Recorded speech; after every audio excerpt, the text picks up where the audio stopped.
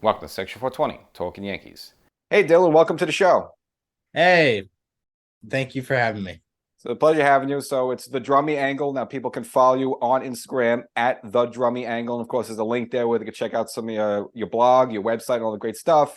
And of course, the articles from the rest of your team. Now you have a website that's dedicated to general baseball fans. You help them understand sabermetrics a little better. You kind of bridge the gap between maybe some of the techies jargon. We kind of explain it in very concise way, just for the everyday fan to understand. If that's and that's what makes your site so unique there, that it's not overbearing, but again, it's very unique, and it seems like you got a pretty big following.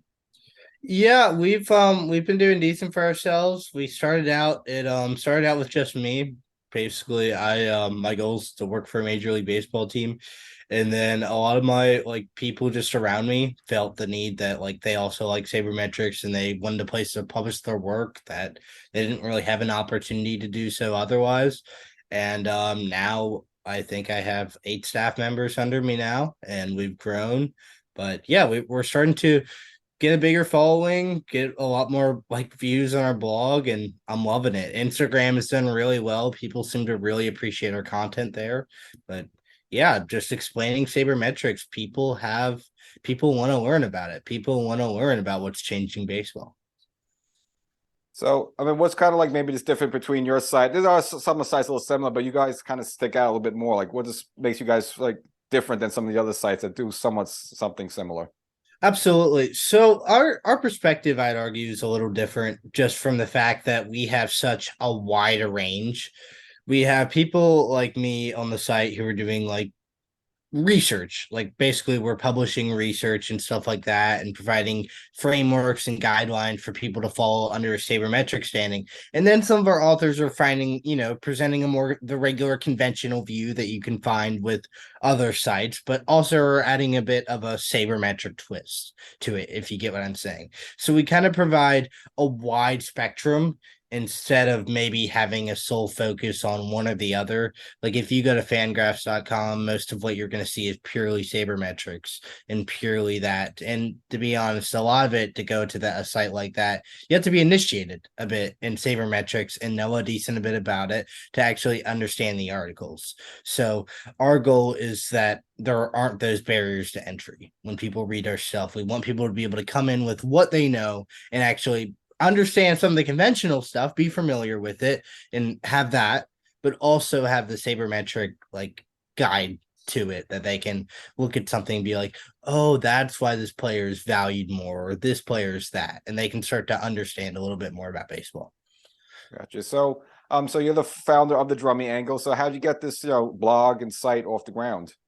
Yeah, it basically it started I like any good thing started with an idea. I just was like, I'm not doing much. I want to work in baseball. I want to maybe write about baseball. Maybe that would be a good way to get out my work and to work for a team. And so I started the website and designed it for like 2 or 3 months beforehand. And then it started out to where I would publish weekly. I would just meet by myself. I'd publish weekly. We started Instagram. I started the Instagram page to just get people there. And we just mainly posted our articles is what we did on there originally. And then after that, I had a couple of friends approach me and they're like, hey, I love this stuff too. You want to, can I write for the site? And I'm like, sure, why not? And we let just people started coming on, and then slowly I started being starting in 2022 we started being a lot more interactive on our Instagram and basically creating more interactive content to where people could you didn't just have to go to the blog to figure out something. We were also posting new content on Instagram and stuff like that and trying to spread to other social media platforms. And from then it's just kind of been growth throughout 2022. That was a really big year for us, and we're hoping to make it even bigger in 2023. Yeah. So some of these staff members, are these people just like maybe didn't know, but this again came to your site, met you online, and then kind of from there, joined your team? Yeah, absolutely. So not all of our staff members who have started with us are still with us here now because people have things that sometimes they have to focus on, switch their priorities.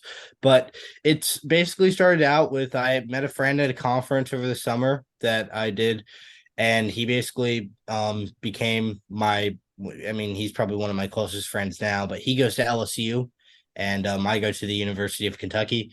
And basically, we started writing a lot. He had friends that wanted to talk about baseball, and they wanted to write for the site too. And we just all basically started doing it. It's just been kind of an interconnectedness through online. I have a guy from my high school who writes for the site named Matt. And I mean, it's just a whole range of people. And I've had people reach out to us on Instagram that have been like, hey, I want to write for your site. And I've met some people through there, but it's really interesting. And all of our authors are like very, very close. Like we have group chats that we just talk about baseball, just like, just like authors chats of just like going through like some random motions, saying some outlandish takes for fun. It's a fun group, honestly. All right, and just yourself as a baseball fan. So you grew up as a Cincinnati fan, Reds? Yeah, so I live about 30 minutes south of Cincinnati in Kentucky. And yeah, so it's right across the river. I would go like I think one season I went to I want to say over 40 Reds games one summer. It was a busy summer. And I love baseball. I've got some family in Boston, so that's kind of been like, my artificial second team with, I went up there once, Fenway, it's beautiful. Got to go to Yankee Stadium once. That was fun. But that's kind of how my lineage works. But it's more of just much closer to a Reds fan than anything, just because of how close it is, which has been a very, very painful stint for the last decade or so. Obviously, what I like about your site and some of the articles you've written, this past season to kind of dispel some of the myths. And because one article you wrote back in November is kind of regarding the small ball thing. And as Yankee fans, Yankee fans complained, oh, the Yankees just rely on the home run too much and they don't play enough small ball. But kind of break it down when small ball is only relevant at certain times of the game. So you kind of want to explain that. Yeah, absolutely. I'd love to. Small ball is a common myth that many can like fans with. I first want to start out there. I want to differentiate because I consider kind of two types of fans: the fans with more conventional logic and the fans with more sabermetric logic to how they approach baseball. And it's more like a political spectrum. You're not one or the other, but you're likely on a spectrum from one or the other.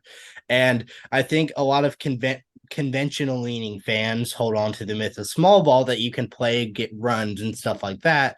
But the thing is, small ball tactics that are generally adapted, while they've been touted as they're going to produce more runs, when you do the math, when you get down to it, bunting and stuff like that, stealing bases in most situations, isn't necessarily justified unless the game is at certain points, but using it as an all-out strategy is almost never justified. It's teams play big ball for a reason now. I mean, that's if you want to call it big ball. It's teams play for the home run. They play for getting on base a lot more and not sacrificing outs for a reason. Teams are smarter than most fans. I think that's also a misconception too, is people a lot of times, I mean, as humans, we obviously think that we're, smarter. We want to think we're smarter. We know things that others don't. But the thing is, Major League Baseball teams are incredibly smart. They know what they're doing. There's a reason that small ball is not generally being played, and that I'm pretty sure the Cleveland Indians set a record for like I think they didn't sacrifice one, I think once all year or something to that extent. It was something extreme to that extent. I don't want to misquote something, but I'm pretty sure it was some insane statistic to where it just shows how small ball is almost being completely phased out. All right. And then, of course, another myth, of course, is the whole thing. And Yankee fans always complain about the Yankee players is that when they put the shift on, oh, won't this hit with it? There's no fielders there. But you kind of break that down a little bit, where that it's actually beneficial for the player to have his maximum swing, even if it's in the shift versus being a spray hitter, which again is probably going to be a more high average, low production type of player. Yeah, absolutely. And a lot of things too. The interesting about that article, when I looked at it, is that there's a lot of while I did look into a lot of stuff, there's also a lot of things that weren't necessarily considered in the fact of are these players doing actually at the major league levels at all because spray hitting added to them. I'd argue to that extent based on the article that most of the time it's justified that a major league player should try to swing through and not spray hit. but maybe certain players don't have the ability to, their full swing is not justified. So I want to say that under certain conditions, if the player is not major league caliber, it is possible that a spray hitting approach might work. But most of the time, it's going to be to the fact that if a player is a good hitter, he should just try to swing the bat. He shouldn't try to go for all sides or do any of the, drills of going to left field. Pete Rose said, see the ball, hit the ball. For that, he's right. See the ball, hit the ball hard. That's the other thing. If exit velocities and launch angles matter much more than actual physically what direction the ball is going in on the field. No, and that makes total sense because again, as much as past few years fans been complaining about that, you still see these players say, "I don't care, I'm just still doing my max effort swing, and whatever happens, happens." Yeah, yeah, absolutely. It's definitely a common. It's definitely a common misconception that people have that these players are swinging for the fences, and to an extent they are, but a lot of that, and they don't think it's justified, but when you really look at it, a lot of the times it is mathematically justified. Of course, there's an optimum rate for everything, but like you got to consider these guys know what they're doing. If hitting that extra home run provides enough value for these guys, and they're going to do it. Because if it costs them another strikeout, it might be worth it. Because a strikeout compared to a regular ground out is the actual value in difference in value is not very large on average. So you got to consider a lot of these players are more willing to strike out because they know that and they can still be successful. So now that next season, of course, the rules going to change a little bit with the infielders. You can't do the shift anymore. At least you have to have two players on each side of second base. So based on that, do you think really it's not going to affect like stats that much then? Yes and no. So players adapt to the shift. The thing is, so I'd argue that the players who aren't able to do their full swing because they know that even if they hit with their full power to the shift isn't such an interesting proposition too, because guys like Gallo, I know Yankees fans had somewhat of a ordeal with That's Gallo. what I had in my mind. Yeah. Yeah, that's perfect. I wrote an article kind of regarding that a little bit for the site Pitcher List. And basically guys like that, you look at their differentials between their shift and non-shift. Guys like Gallo start off with they do a lot better with no shift, and then it kind of starts to even out throughout their career because what you see is they're having to adjust. They're having to adjust their swing to go another way. Now with Gallo only having two side, the two fielders on the right side, and then one-ish fielders, depending on the outfielder alignment. It's still not going to be perfect for him, but I'd argue that somebody like him will succeed because he won't have to adjust his swing. A lot of it's really circumstantial, and it depends on the player. It depends on the position, and there's a lot of modes to logic too of just, does he know what I know? Does he know, if you kind of catch my drift there. It's not clear cut. Now, one interesting thing I never even heard of before you break down is called Sierra, which is skill interactive earn run average for pitchers. So give us a breakdown of what that is, because that's like really fascinating. Where obviously the defense behind them also kind of is a way to measure them, even though they're the ones that's throwing the ball, they're not defending it. Yeah, so Sierra, it kind of goes off to an extent of what FIP is. So I'm not sure if you're familiar with FIP. It's fielder independent pitching. But basically, FIP established that pitchers can only control such things. And they did the thing to where at first sabermetrics guys tried to be like, okay, pitchers can only control this. They can't control hits on the ground, etc., blah, blah, blah. And then when people started looking into it more, they learned, okay, these pitchers actually do control contact. They do control ground balls a bit, whether they get a lot or not. And we have to look at that more. So Sierra calculates and factors in the amount of contact that is being allowed, as well as the things that the pitcher is immediately controlling, like strikeouts, home runs allowed, etc. But it just adds an extra spice in the fact that these contact rates are being measured so that a pitcher can more accurately predict what they can control.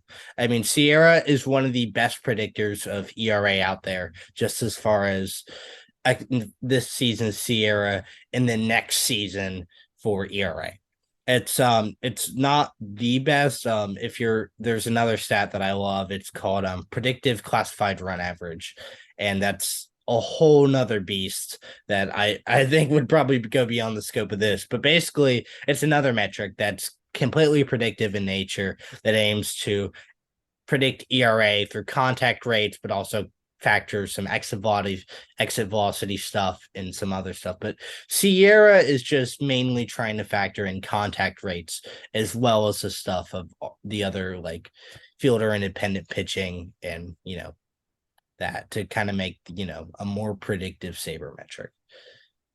All right, and is there any stat or sabermetric out there to sort of the grade fielders? Because we always hear about ERA and batting average and stuff like that, but how do they grade like a fielder in terms of he should have gotten to that ball, or he lets a lot drop in front of him, or he's a vacuum, he catches everything. Is there any stat to really capture that and analyze if someone's in terms how much ground they are able to cover?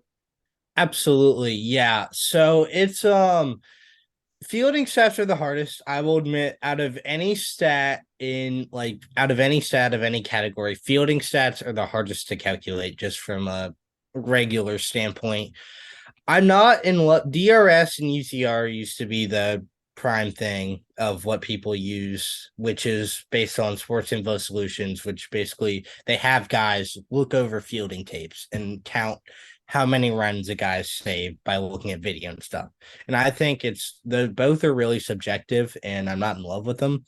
But OAA is probably now the premier defensive sabermetric out there, which is run by MLB's Baseball Savant page.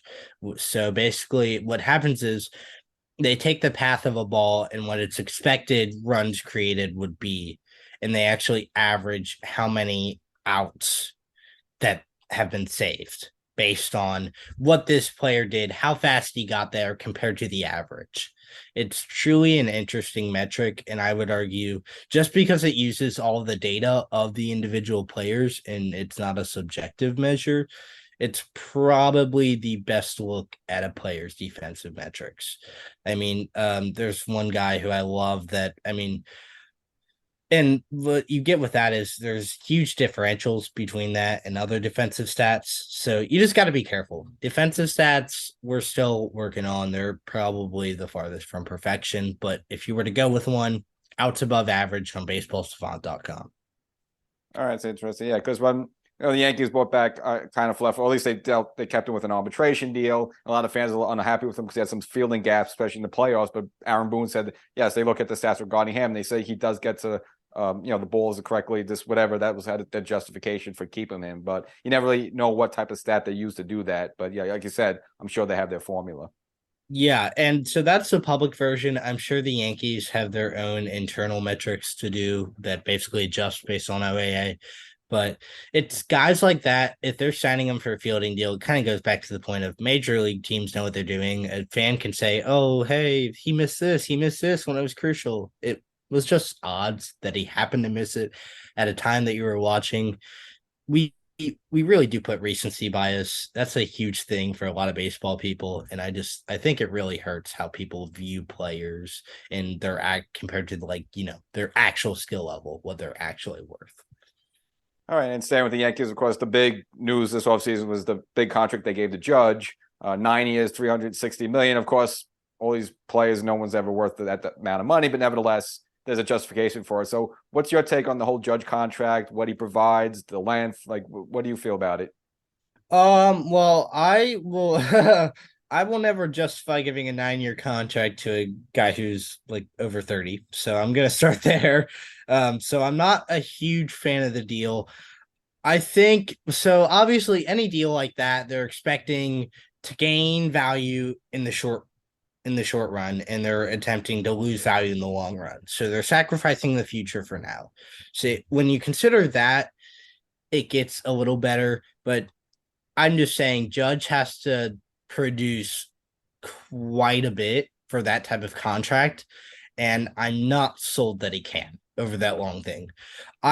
You got to consider this season was incredible. The value I want to say he produced 11 He produced 11 Fangraphs WAR, which or a little more than 11, I think, and I'm pretty sure that's worth upwards of like 90 million based on to the market. Is he was worth about 90 million ish dollars this year alone. But when you look at the odds of him repeating that, the odds of him going and continuing that over a 9 year span to where the Yankees actually make a profit in the long run, it's slim. It's a big size bet for a minimal return. I think the Yankees would be lucky to get like $40 million worth of excess value from him over the life of the contract spread out, because that's what they're trying to beat. They're trying to beat the market. And I'm not sure that they necessarily can with that type of mega deal. It obviously could change. There's a range of possibilities with Judge, but with his prior track record and the injury history, as you know, I'm not sold on the fact of that much. Yeah, okay. Like I said before, it's one of those things where like I think you got the next 3 or 4 years, you're looking pretty, but then it's kind of like what they had with A-Rod, with some contracts like Giambi and Teixeira, where you're hanging on the guy for the last couple of years and you're kind of regretting it. But again, you're going for it now, and I think the Yankees pretty much had no choice. They had to bring him back because how do you sell that to the fan base?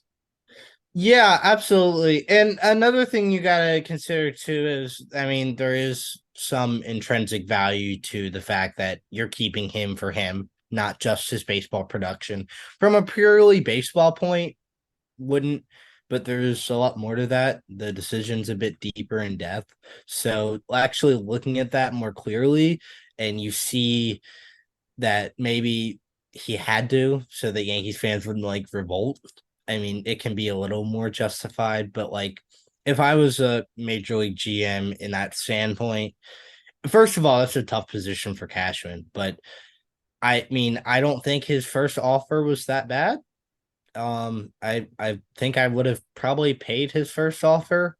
Um, but as far as what he actually signed for, it's just you're signing for him at that point, not for necessarily his actual like playing production. Yeah, and I agree with you. And again, that original offer, I think it was fair market value. I just think because it had a two in front of it, just the optics were bad. So just going across town in Queens for a second. Of course, it involves two other big major free agents. Obviously, the Mets, I guess, let DeGrom walk more or less, even though it seemed like maybe he didn't want to go back. But then they signed Verlander. So you put yourself as the Mets GM. All right, you're letting a younger guy in DeGrom go away, but he's injury prone. But you sign Verlander, who is more durable, at least dependable. But he's like about 40 years old. So if you're the Mets GM, what do you think there? Well, if I was the Mets GM, my boss would be Steve Cohen, and he would probably be running the team. But it's interesting. I'm as far as Verlander was a guy in the sabermetric community that people are like, hey, this guy might have been really, really overperforming for what he was actually worth. So signing that much for him was a bit worrisome. I'm not in love with it, and I don't think he can produce his value. And I'm a big DeGrom guy.